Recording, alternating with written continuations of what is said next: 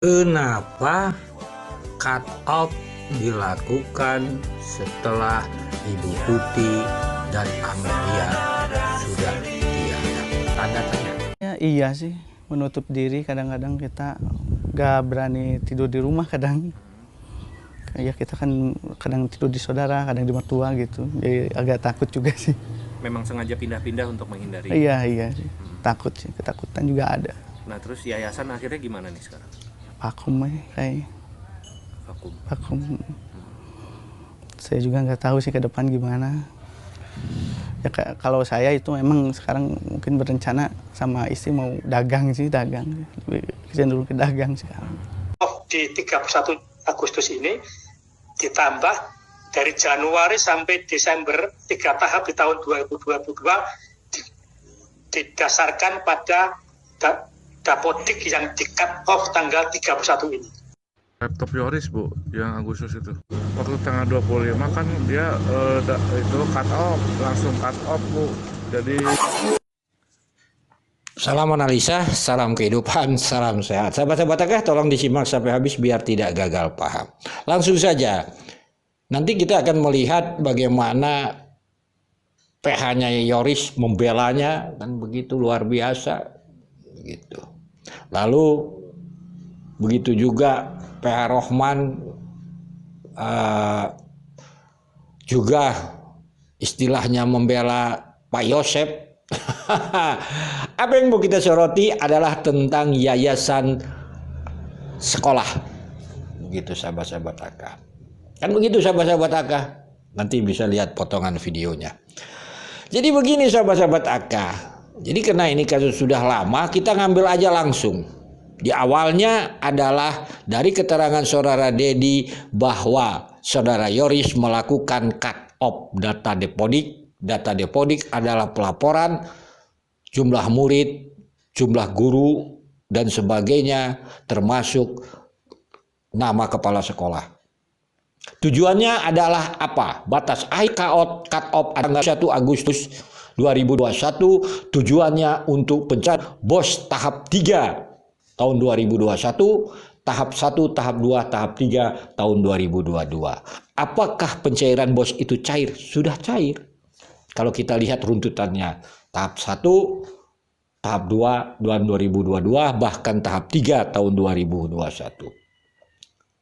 Ya sahabat-sahabat Akah. Lalu apa maknanya? Disinilah kedua PH ini nampaknya tidak paham.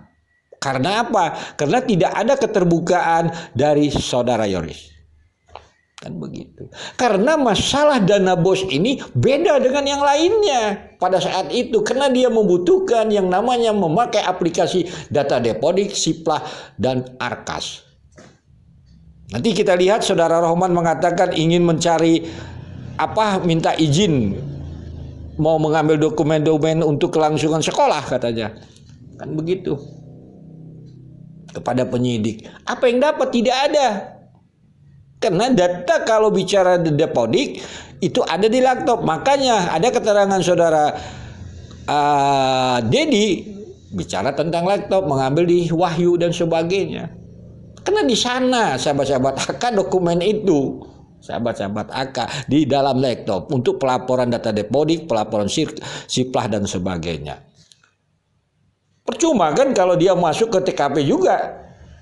Kalau data dokumen-dokumen itu hanya di laptop. Itu satu sebenarnya sahabat-sahabat. Begitu juga dari pihak Yoris. Kan begitu. Nggak penting mau itu dokumennya di TKP, mau itu dokumennya di sekolah. Kalau kita bicara yang namanya dana BOS, yang inilah dana BOS ini yang ditutup-tutupi nampaknya. Kan gitu. Dia memerlukan laptop.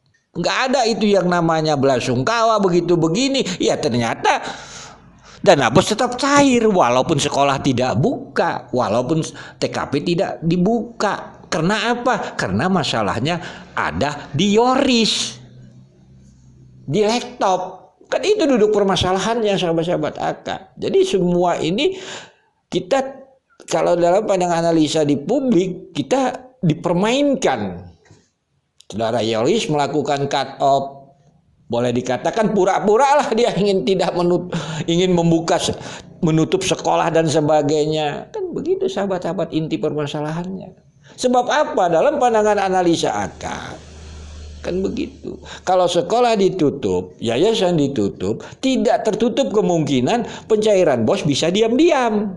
Pak Yosep tidak tahu, karena kan melalui aplikasi laptop ini. Kalau kita memahami pelaporan-pelaporan itu, apalagi kepala sekolah sudah ada data depositnya, yaitu saudara Wahyu. Makanya saudara Wahyu tahap 3 bersama Dedi mengambil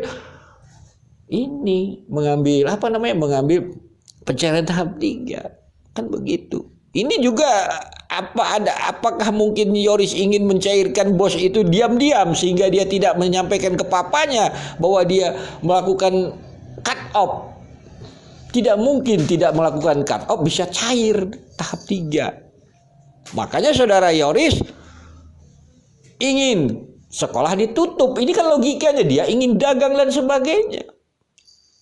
Padahal cut off sudah dilakukan setelah Ibu Tuti dan Amel meninggal. Inilah pandangan analisa AK. Kalau kita bicara dana bos yang ada di kasus ini luar biasa sahabat-sahabat AK sebenarnya. Apalagi kita kalau berlandaskan keterangan saudara Dedi, saudara Wahyu, saudara Yoris melakukan cut off setelah Ibu Tuti dan Amel meninggal. Kenapa tidak dilakukan sewaktu masih hidup? Ini sahabat-sahabat AK. Oleh sebab itu mari kita dengar dulu keterangan potongan video dari MBS dan Indra Zainal. Pertamanya mari kita dengarkan dulu potongan video Indra Zainal. Kemarin saja kita minta dokumen yayasan, ya kan? Karena ada kebutuhan untuk kelangsungan yayasan, sekolah ini harus tetap berjalan, kita butuh dokumen-dokumen yang ada di sana, kita minta, kita tidak masuk ke sana. Kita ini sedang berkabung, dan Pak Yoris keluarga juga sedang berkabung, jadi tolong jangan ada opini-opini yang ingin memecah konsentrasi polisi dengan adanya isu-isu mengaktifkan yayasan dan sekolah dan lain-lain. Kita akan klarifikasi terkait berita media atau yang disampaikan oleh PH Pak Yosep di channel Pak Indra Kepala Desa terkait yayasan. Maka saya serahkan kepada rekan kita, Pak Aryo, silakan. Terima kasih Bang Tovan. Teman-teman media semua, perlu saya klarifikasi bahwa berkenaan dengan yayasan, saat ini pengurus yayasan atau klien kami, saudara Yoris, dalam kondisi berduka. Sangat disayangkan ketika dalam kondisi berduka ada oknum yang ingin mengambil alih yayasan tersebut gitu. Apa motifnya sebenarnya untuk menguasai yayasan tersebut? Perlu diketahui dari awal pembentukan yayasan hingga saat ini saudara Yoris, klien kami, menjalankan yayasan dengan baik, tidak ada kesalahan ataupun yang lainnya. Tiba-tiba ada isu akan mengganti klien kami dari pengurus ketua yayasan, akan diganti oleh oknum tersebut. Jangan-jangan ada motif di dalam perkara ini, ada orang yang ingin menguasai yayasan. Ada apa itu pertanyaannya? Sahabat-sahabat AK, inilah luar biasanya saudara Yoris mengembuskan isu, lalu dibantu PH-nya, lalu PH ATS dengan Rohman berseberangan. Tetapi apa yang terjadi sahabat-sahabat AK? Kan begitu. Kalaulah mereka bicara tentang sekolah, mereka para PH belum diberi keterangan sesungguhnya terang benerang dari klien mereka atau saksi Yoris, Dano, Yosep. Apa yang terjadi di sekolah itu? Bagaimana bisa kita berharap mereka mau terang benerang kepada pihak penyidik tentang sekolah itu? Dengan PH-nya saja mereka belum terbuka terang benerang. Ya jadinya apa? Lihat. Saling sindir antara PH. Ya kalau saudara Yoris dalam pandangan analisa AK, dia membuat skenario ingin menutup itu. Dengan alasan bermacam-macam. Tidak ada sekali lagi hubungannya, mau ditutup sekolah, mau ditutup yang namanya yayasan, tidak masalah. Karena ini urusan adalah tentang laptop. Di data deposit, karena satu sekali lagi sahabat-sahabat AK semua memakai online sahabat-sahabat AK. Yaitu data deposit, arkas dan sebagainya. Yang penting ada kepala sekolah. Kan begitu. Ya datanya sudah ada, Wahyu kan. Kepala sekolah dan bendahara. Kan begitu sahabat-sahabat, bisa diatur-atur. Sehingga apa yang terjadi? Mungkin skenario Yoris ini Gagal dia buat dalam pandangan analisa AK. Karena papanya ingin membuka terus. Dia kan skenario-nya ingin menutup, ada apa? Apakah dia ingin uang sekolah bos itu dia makan sendiri? Kita juga tidak tahu. Tetapi dengan peristiwa papanya membuka ini, dia buru-buru pindah PH. Kan begitu. Setelah pindah PH, kan apa yang terjadi? Banyak keterangan saudara Dedi kan. Di sana di koin 1000. Ya, saudara Yoris yang memegang uang dana bos. Adakah kegiatan belajar mengajar? Adakah itu TKP dibuka? Tidak. Jadi apa urusannya TKP dengan kegiatan belajar mengajar kalau kita bicara tentang dana bos? Karena kita harus memahami dulu dana bos tahun 2020-2021 memakai aplikasi. Cukup pelaporannya. Pengiriman keuangan dari kas negara langsung ke satuan sekolah cukup. Yang penting administrasinya saja.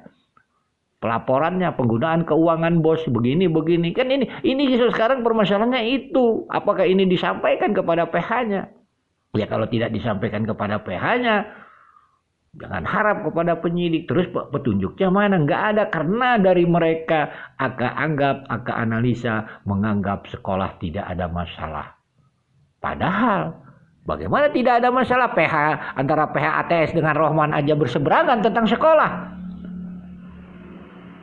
Itu sahabat-sahabat AK. Sekali lagi, ya kita berpikir sehat saja. Ini Yoris memang pandangan akal luar biasa cara skenario dia, sahabat-sahabat AK. Hasilnya dia pindah ke papanya, dapat uang bos, pindah dan sebagainya. Terus kalau dibilang merebut kekuasaan, sebenarnya sekarang siapa yang memegang itu, uang bos dan sebagainya? Apakah ada sangkut paut uang bos? Ya kembali lagi silakan saja pada pihak penyidik yang urusan Raja Patinya. Contoh misalnya saudara Dedi panggil saja sebagai saksi, benarkah ucapan dia itu bahwa saudara Yoris melakukan cut off dan sebagainya? Karena saudara Dedi dari pandangan analisa AK dia mengatakan bahwa dia bukan saksi daripada sekolah, hanya tanggal 19. Periksa saudara Dedi kalau ingin kasus ini terang benerang.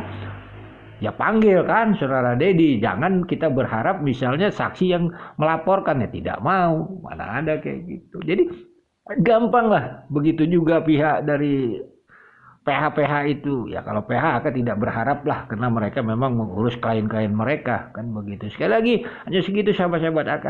Salam sehat, salam kehidupan. Semoga masalah ini bisa terselesaikan. Sehat buat semua PH, kan begitu. Lihat saja itu sekolah sampai sekarang. Sekian dan terima kasih. Mohon maaf bila ada kata-kata AK yang salah.